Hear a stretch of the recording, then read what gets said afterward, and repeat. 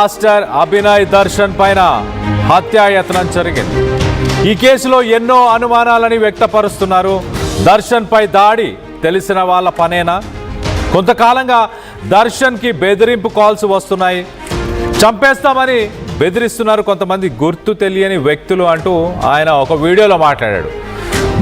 మత ప్రచారం చేస్తావారా అంటూ, అలాగే నిందితులు నాపై అటాక్ చేశారు, స్థానిక సమస్యలపై మాట్లాడినందుకే నాపై దాడి చేశారు అంటూ అభినయ్ చెప్పుకొస్తున్నారు. భరోసా అనే ఒక పార్టీని స్థాపించి ఏపీలో పాదయాత్ర చేస్తున్నారు పాస్టర్ అభినయ్ దర్శన్. అల్లూరి జిల్లా చింతపల్లి అటవీ ప్రాంతంలో అభినయ్ దర్శన్ పైన దాడి జరిగింది. దానికి సంబంధించిన విజువల్స్ మనం చూస్తున్నాం.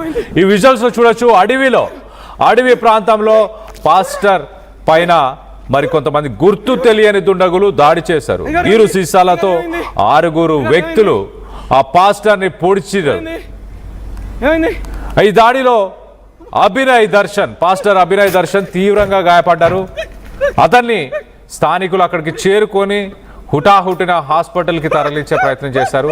తన పైన దాడి జరిగిన విజువల్స్ ని మనం చూస్తున్నాం. గుర్తు తెలియని వ్యక్తులు చూడండి, వాళ్ళు ఒక మాస్క్లు పెట్టుకొని వచ్చి మరి గ్లౌజులు కూడా పెట్టుకొని వచ్చారు. సో ఎలాంటి ఫింగర్ ప్రింట్స్ కూడా దొరకకూడదనే ఉద్దేశంతో బియర్ బాటిల్స్ ని పగలగొట్టి తన పైన అటాక్ చేశారు.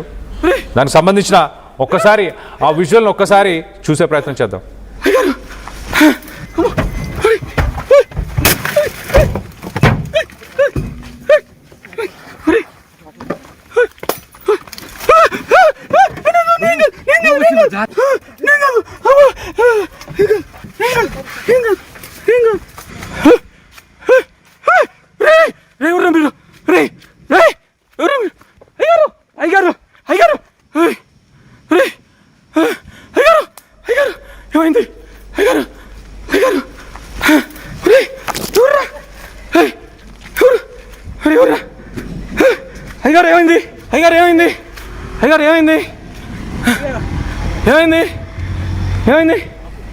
రైట్, ఒక వ్యక్తి మొత్తం రికార్డ్ చేస్తూ కారులో తనని కూడా పట్టుకునే ప్రయత్నం చేస్తే నన్ను వదిలేయండి, నాకు సంబంధం లేదు అంటూ మాట్లాడాడు.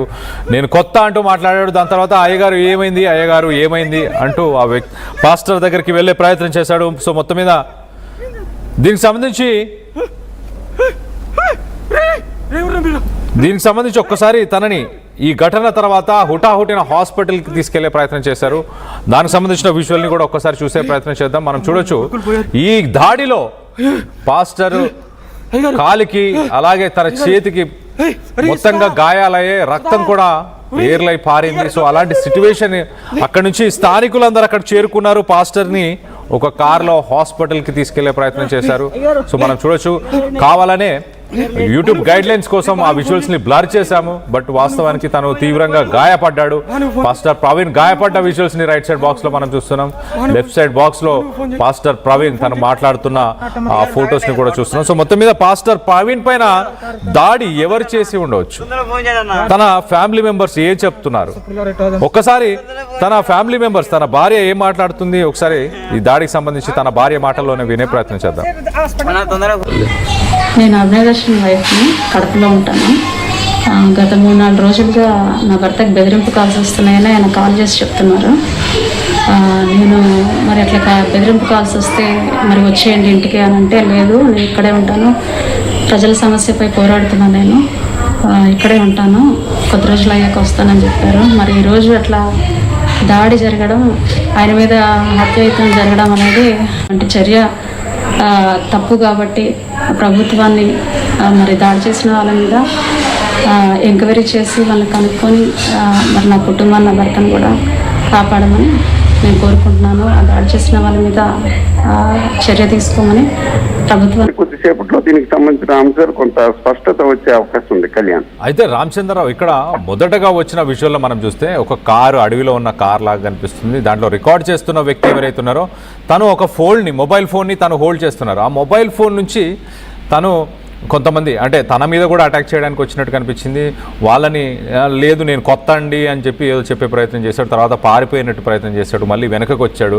అయ్యగారు అంటూ పాస్టర్ వైపు వెళ్ళడం. సో ఇదంతా అసలు 6 వచ్చిన 6 ఒకవేళ పాస్టర్ మీద అభినయ్ దర్శన్ మీద అటాక్ చేద్దాం అనుకుంటే కనుక అభినయ్తో పాటు పక్కనున్న వ్యక్తులపైన కూడా ఎంతో కొంత వాళ్ళని అటాక్ చేయడం, వాళ్ళని కట్టడి చేయడం, వాళ్ళని కట్టిపారేయడం ఇలాంటిది ఏదైనా చేసే అవకాశం ఉంటుంది కదా. లేదు, వాళ్ళు ఆ ప్రాంతానికి సంబంధించిన వాళ్ళు కాదని చెప్తున్నారు. అలాంటప్పుడు అభినయ్ దర్శన్ ఫొటోస్ కానీ ఆయన డీటెయిల్స్ అన్నీ ఖచ్చితంగా ఈయననే పర్టికులర్గా ఈ పర్సనే అని చెప్పి అతన్ని మాత్రమే ఎందుకు టార్గెట్ చేయడం జరిగింది? ఆ వీడియో కొంచెం నమ్మశక్యంగా లేదంటూ కూడా వాదన వస్తుంది. దానిపైన ఏంటి మీరేమంటారు? నాది ప్రత్యేకమైన అభిప్రాయం లేదు, ప్రజల అభిప్రాయమే ఆర్టీవీ అభిప్రాయం. ప్రజలు మాటలు బట్టి అంటే సహజంగా ఒక దాడి జరిగినప్పుడు దాడి నుంచి పారిపోవడం కానీ తప్పించుకునే ప్రయత్నాలు జరుగుతాయి. లేనట్లయితే ప్రతి దాడి జరుగుతుంది. కానీ ఇక్కడ చూసుకుంటే వీడియో తీసే ప్రయత్నం జరుగుతుంది. అయితే ఈ వీడియో తీస్తున్న వ్యక్తులు ఎందుకు వీడియో ఒక దాడి జరిగినప్పుడు స్నేహితుని అవ్వచ్చు, లేకపోతే బాస్ కి దాడి జరిగినప్పుడు ప్రొటెక్ట్ చేసే ప్రయత్నాలు చేయాలి. కానీ అక్కడ వీడియో తీసే ప్రయత్నం జరిగింది.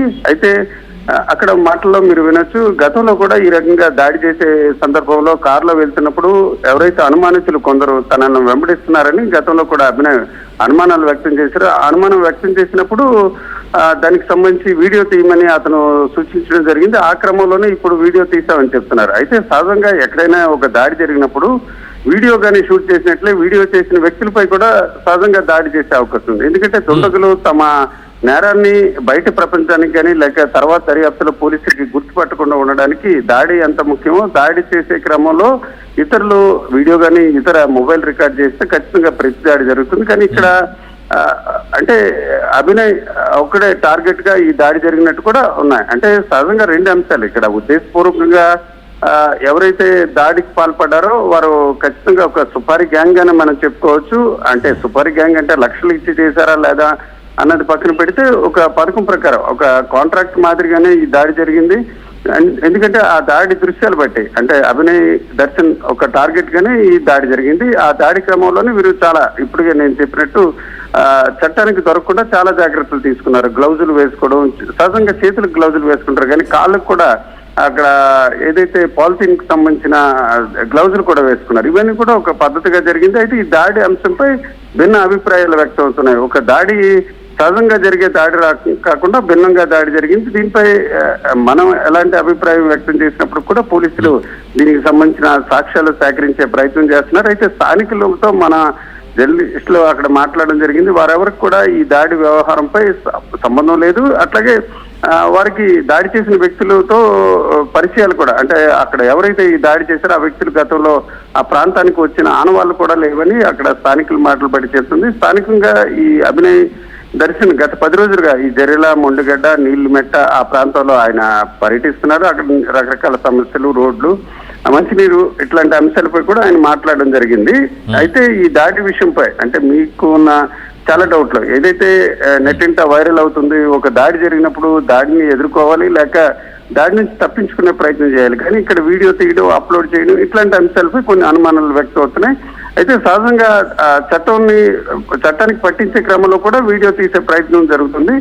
అలాగే తీసారా అన్న కోణంలో కూడా ప్రస్తుతం ఎవరైతే అభినయ్ దర్శన్తో ఉన్నారో ఆ అనుచరులు కూడా పోలీసులు విచారిస్తున్నారు. ఏ రకంగా దాడి జరిగిందనే విషయంతో పాటు దాడి వెనుక గల కారణాలపై కూడా విశ్లేషణ జరుగుతుంది. మరి కాసేపట్లో దీనికి